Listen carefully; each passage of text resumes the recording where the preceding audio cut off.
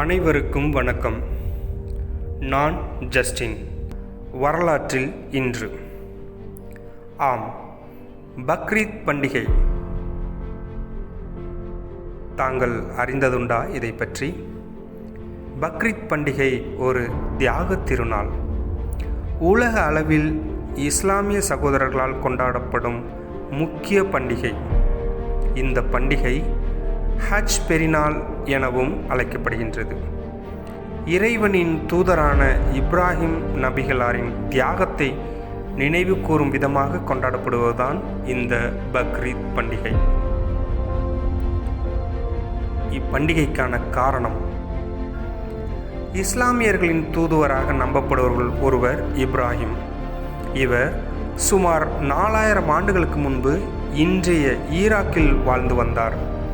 நெடு நாட்களாக குழந்தை பாக்கியம் இல்லாமல் இருந்து வந்த இவருக்கு இறுதியில் இறைவன் அருளால் இவரின் மனைவி ஆசாரா மூலம் ஒரு ஆண் மகவு பிறந்தது. இஸ்மாயில் என பெயரிடப்பட்ட அந்த குழந்தையின் வழி வந்தவர்களே இன்றைய அரேபியர்கள். இப்ராஹிமின் மகன் இஸ்மாயில் பாலிய பருவத்தை அடைந்த பொழுது அவரை தனக்கு பலியிடுமாறு கடவுள் இப்ராஹிம் அவர்களுக்கு கனவின் மூலம் கட்டளையிட்டார்.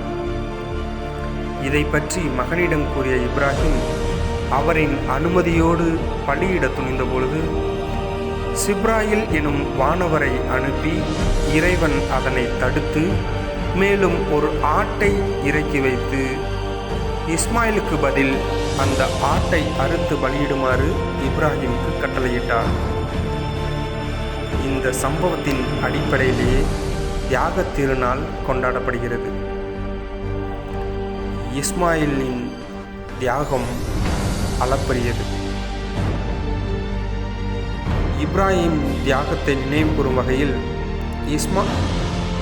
இஸ்லாமிய சகோதரர்கள் சிறப்பு தொழுகைகள் நடத்தப்படுவதோடு இந்த நாளில் புத்தாடை அணிந்தும் தங்கள் வீடுகளில் ஆடு, மாடு, ஒட்டகம் போன்றவற்றை இறைவனின் பெயரால் பலியிட்டு அவற்றை 3 சமபங்காக பிரித்து ஒரு பங்கை அண்டை வீட்டாருக்கும் நண்பர்களுக்கும் மற்றொரு பங்கை ஏழைகளுக்கும் கொடுத்துவிட்டு 3வது பங்கை தங்கள் தேவைகளுக்கு பயன்படுத்துகின்றனர். இதனை ஈகை திருநாள் என்றும் கூறுவர். உங்கள் அனைவருக்கும் மதம் கடந்த ஈகை திருநாள் நல்வாழ்த்துக்கள். நன்றி, வணக்கம்.